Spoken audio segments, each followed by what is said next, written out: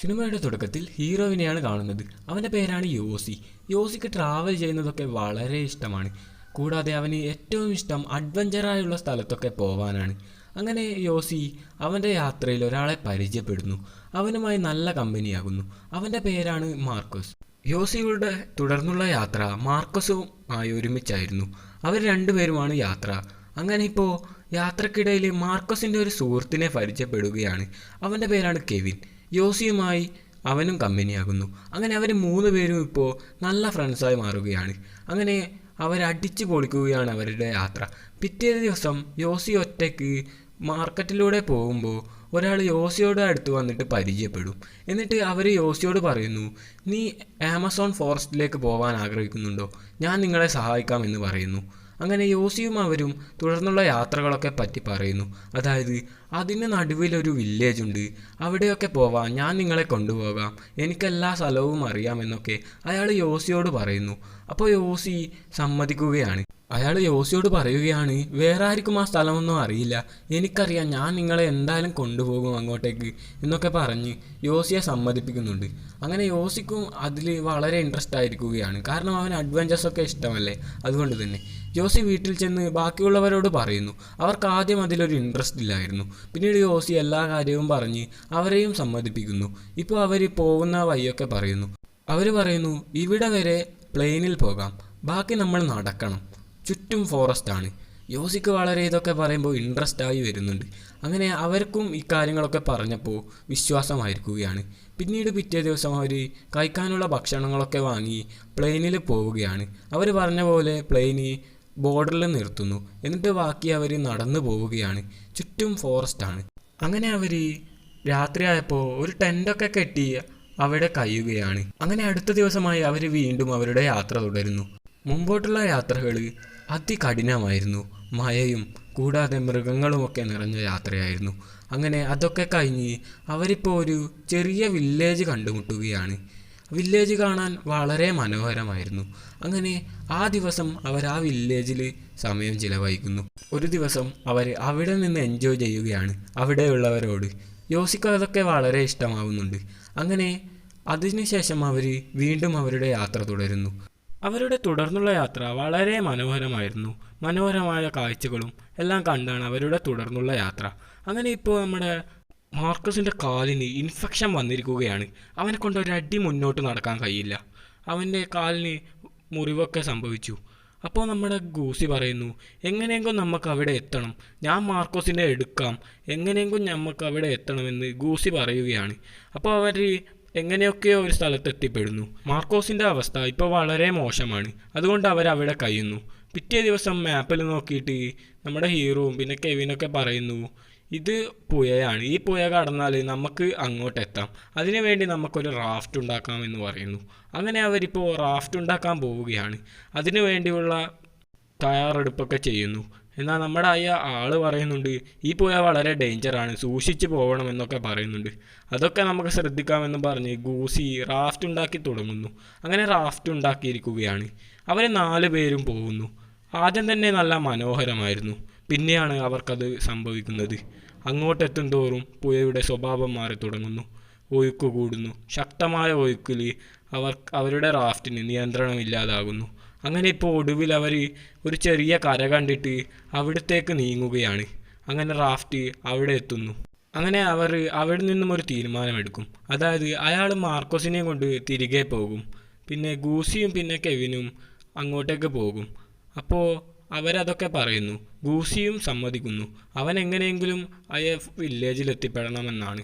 അങ്ങനെ ഇപ്പോൾ അവർ രണ്ടുപേരും പോകുന്നു. അതായത് മാർക്കോസും അയാളും പിന്നെ ഗൂസിയും കെവനും ഇപ്പോൾ ആ പുഴയിലൂടെ തന്നെ റാഫ്റ്റും എടുത്ത് പോകാൻ തീരുമാനിക്കുന്നു. അങ്ങനെ അവർ പുഴയിലൂടെ പോവുകയാണ്. അതുപോലെ തന്നെ ഒഴുക്കൊക്കെ ഇപ്പോൾ കുറഞ്ഞിട്ടുണ്ട്. അപ്പോൾ പെട്ടെന്ന് ശക്തമായ ഒഴുക്ക് വീണ്ടും വരും. അങ്ങനെ ആ ഒഴുക്കിൽ റാഫ്റ്റിന് തീരെ കൺട്രോൾ കിട്ടുന്നില്ല. അത് നേരെ പോയിട്ടൊരു പാറേൻ്റെ മുകളിലിടിച്ച് ആ പാറയമ്മ തങ്ങി നിൽക്കും. ഒഴുക്ക് വളരെ ശക്തമാണ്. അപ്പോൾ കെവിൻ ഗൂസിയോട് പറയും, ഞാൻ എങ്ങനെയെങ്കിലും കരയിലെത്തിയിട്ട് നിന്നെ രക്ഷിക്കാം, ഞാൻ വേഗം തുള്ളിയിട്ട് കരയിൽ പിടിക്കട്ടെ, എന്നിട്ട് ഞാൻ നിനക്കെന്തെങ്കിലും കയറാറ്റം ഇട്ട് തന്ന് നീ അതിൽ പിടിച്ച് കയറണമെന്ന് പറയുന്നു. അങ്ങനെ കെവിൻ പറഞ്ഞ പോലെ നേരെ വെള്ളത്തിലെടുത്ത് ചാടുന്നു. അങ്ങനെ അവൻ വെള്ളത്തിലെടുത്ത് ചാടിയതും അവൻ കരയിലെത്തുന്നുണ്ട്. എന്നാൽ ഒഴുക്ക് വളരെ ശക്തമായി വരികയാണ്. ഗൂസിക്ക് അതിൽ പിടിച്ചു നിൽക്കാനേ കഴിയുന്നില്ലായിരുന്നു.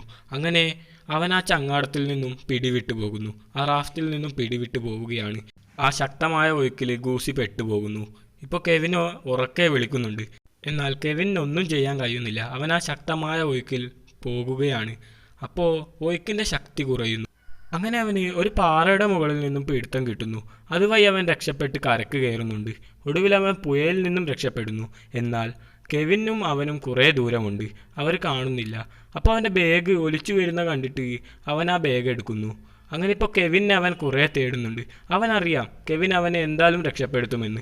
അതുകൊണ്ട് തന്നെ കെവിനെ കാണാൻ വേണ്ടി അവൻ ഉറക്കെ വിളിക്കുന്നുണ്ട്. എന്നാൽ എന്ത് കാര്യം, ആ കാട്ടിൽ നിന്നും എങ്ങനെ വിളി കേൾക്കാനാ? ഇപ്പോൾ അവൻ ഒരു ബുക്കിൽ എഴുതി വെക്കുന്നുണ്ട് അവൻ പോകുന്ന സ്ഥലമൊക്കെ. അങ്ങനെ ഇപ്പോൾ അവന് വിശന്നിട്ട് അവനൊരു ഫ്രൂട്ട് എടുത്ത് തിന്നുന്നു. അങ്ങനെ ഫ്രൂട്ടും കഴിച്ചിട്ട് അവൻ നടന്നു പോവുകയാണ്. ഇപ്പോൾ സമയം കുറേ വൈകി, രാത്രി ആയിരിക്കുകയാണ്. അവൻ മയങ്ങുകയാണ്. പെട്ടെന്ന് അവൻ്റെ അടുത്ത് മാർക്കസിനെ കാണും. അപ്പോൾ അവന് വളരെ സന്തോഷമാവുകയാണ്. എന്നാൽ അവൻ റെഡിക്ക് നോക്കുമ്പോഴാണ് മനസ്സിലാവുന്നത് അത് അവൻ്റെ വെറും ചിന്ത മാത്രമാണെന്ന്. ഇപ്പം അവന് എന്ത് ചെയ്യണമെന്ന് പോലും അറിയില്ല. ഒറ്റയ്ക്കൊരു കാട്ടിലകപ്പെട്ടാൽ എങ്ങനെയിരിക്കും? അതാണ് അവൻ്റെ അവസ്ഥ. ആരുമില്ല. വളരെ ഭയപ്പെടുത്തുന്ന കുറേ ശബ്ദങ്ങളും. അവൻ എന്താണെന്ന് പോലും തിരിയുന്നില്ല. അപ്പോൾ അവൻ ടോർച്ച് അടിച്ച് എല്ലായിടത്തും നോക്കുന്നുണ്ട്. അങ്ങനെ ആ രാത്രി അവൻ എങ്ങനെയൊക്കെയോ കഷ്ടപ്പെട്ട് അവിടെ നിൽക്കുന്നു. പിറ്റേ ദിവസമായതും അവൻ നടന്നു പോകുമ്പോൾ അവൻ്റെ മുമ്പിൽ കുറച്ച് മുട്ടകൾ കാണുകയാണ്. അപ്പോൾ ആ മുട്ടകൾ അവൻ കഴിക്കുന്നുണ്ട്. പിന്നീട് അവൻ നടന്നു പോകുന്നു. അപ്പോഴാണ് ആരോ മുമ്പേ താമസിച്ച പോലെ ഒരു സ്ഥലം കാണുന്നത്. അങ്ങനെ അവൻ അവിടെ നിൽക്കാമെന്ന് കരുതുന്നു. അങ്ങനെ അവൻ കുറച്ച് ദിവസം അവിടെ കഴിയുന്നു. എന്നാൽ അവൻ്റെ മാനസിക നില വളരെ മോശമായിരിക്കുകയാണ്. അവൻ ഒറ്റയ്ക്കാണിപ്പോൾ.